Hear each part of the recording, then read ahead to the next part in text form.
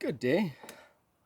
So I'm going to continue my series on the seven deadly sins. And now this is envy. And envy is one of the most deadly ones that we have to keep an eye on, uh, especially in a world where the mass media is actually teaching envy as a vice, you know, uh, through changing the perception of the envy and making it indignation. And you know, if you're indignant towards somebody, the difference between that and envy is that they're what they got for their is like unfair. It's unfair because of actual things, right? At least your perception of the situation, right? So indignation is not a vice, right? But envy is. If the difference between envy and indignation is just perception, then why can't we could probably just tell ourselves a story to help us perceive our envy as a indignation, right? So we have to, and this is what happens in the shadows, happens in the subconscious. This is what it means to get, if you can start to notice your envy, because envy is not something that goes away, just like our lust doesn't go away. Just like all these dark things that are inside us, they don't go away. But it's what you do with those things. You're going to have envious things come up, and you're going to, if you act upon your envy, right, and try to pull somebody down, and because of your envy, then you're sinning. To have envy inside your thoughts, but not actionable, is not a sin. That's what we have to do, is notice it when it comes, like it percolates up from the subconscious, and and then we notice those thoughts, those feelings, and then we can decide to use that energy, because it is an energy source, right? Our shadow is an energy source, and we can use that and do other things with it. Use it as, I noticed that I was envious of this person right there. You know what? I'm going to push harder so that I can maybe have some of the things that person has. And these are ways to use your envy that's not going away, but use it so you're actionable. It's not pathological, right? And that's how you put that dragon on a chain. And there's like many reasons why people are envious towards people, like there's for economic reasons, for power, intellect, creativity, courage, and like sexual, having the the perfect woman or many women or all these different things. And maybe I'll touch on women for a second, because this one's a really interesting one, because there's times when, like, I'd look at the past, and I've had friends and like my brother kind of envious of my luck in the sexual game, and women in general. And some of their envy is probably actually indignation, because there's probably times when I got these women when I didn't deserve it, So, and then that's indignation if it's based on that singular particular situation. However, if you're fully envious of a person and all of what their sexual endeavors and such, then that's definitely just envy, because you're not discerning the difference between the times when their virtues they've received in their life is unjust, and the virtues they've received is just. You know, and I do know that those that envy people, it is actually just it's a subconscious or an unconscious admiration, right? And so that's why, the problem is with envy and all the sins, is that it doesn't just affect the person that has the envy, because it's really bad for a person to have envy. It's hard on your health.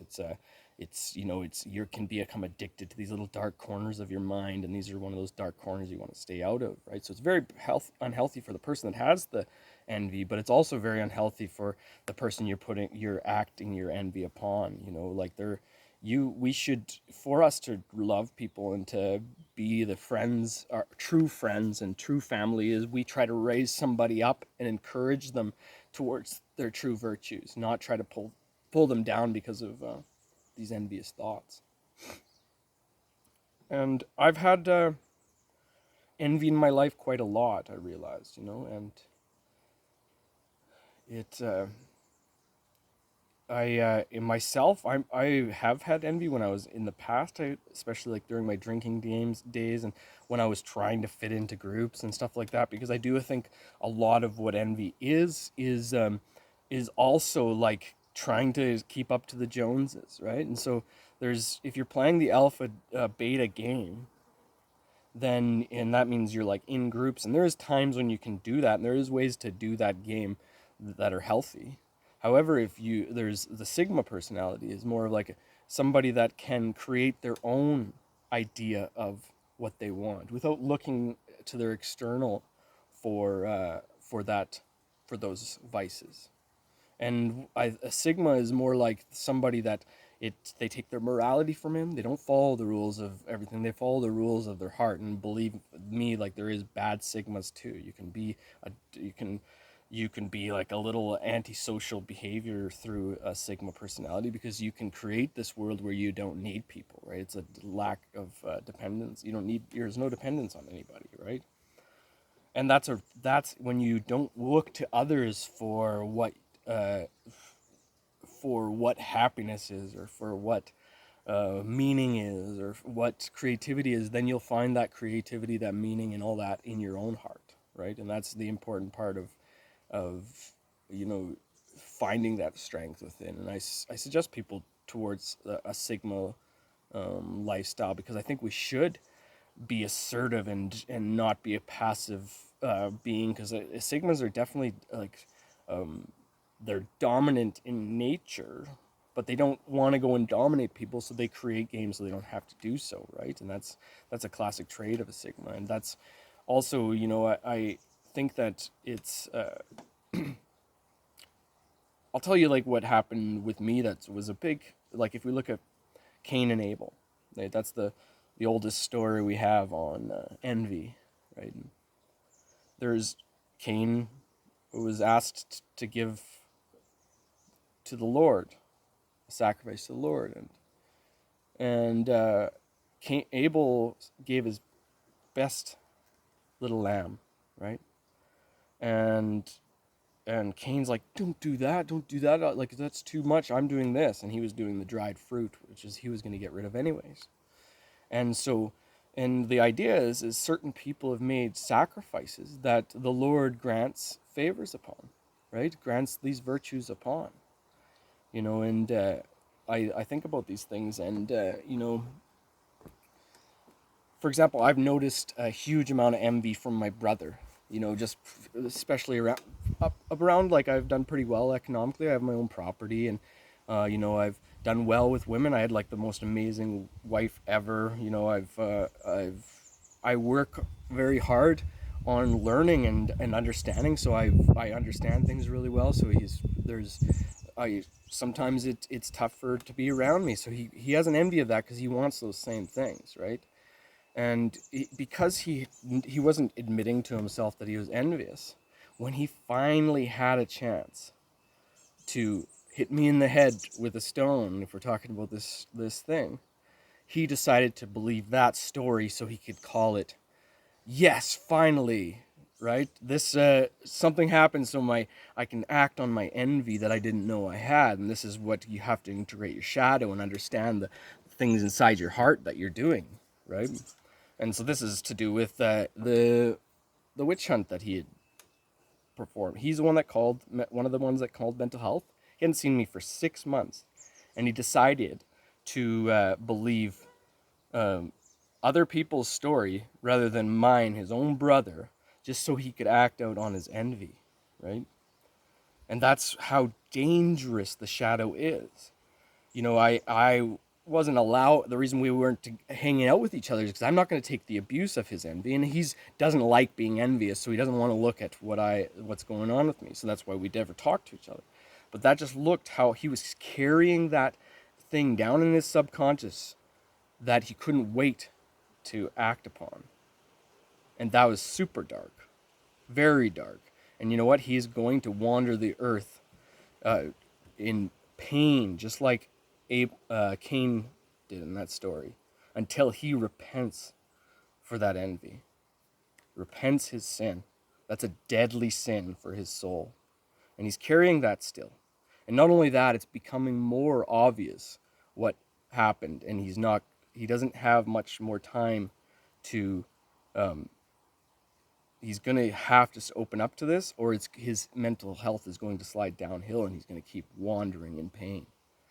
So we can look at the times we've been resentful and done harsh things to people in the past, and if we admit our resentment rather than telling ourselves it was a story of indignation, then you can be like, I sinned. I'm sorry, Lord. I'm sorry, my brother. I'm sorry, whoever I did this to. But now, sorry. And now you can start to live your redemption, right? And when you start to notice where your envy was, then you take it out of the subconscious, you make it conscious. It's easy to live your redemption, because then when the envious thoughts come back up, you'll see them, you'll acknowledge them for where you are, you'll be truthful to yourself, and you will use that to empower the energy within, rather than using it for evil, you know? So that's my video on envy, and yeah, I hope everyone has a lovely time and finds the happiness in your own hearts and what you want for your own self, right? We can look up at the billionaires and be envious of them, and even tell ourselves stories of indignation to justify our envy. But you know what? That billionaire probably doesn't have some things that you have, right? There's many, many virtues, and they all thousands of virtues and hierarchies, and there's reasons why one woman is different than another. So all these things that you look and the grass is ever greener stuff, remember, they have pain in their lives that you probably don't have. They have other stresses in their lives that you probably don't have, right? So just recognize your virtues, your true virtues, and build upon them, you know, rather than filling up your mind with these dark thoughts that are not necessary, right? Much love and God bless.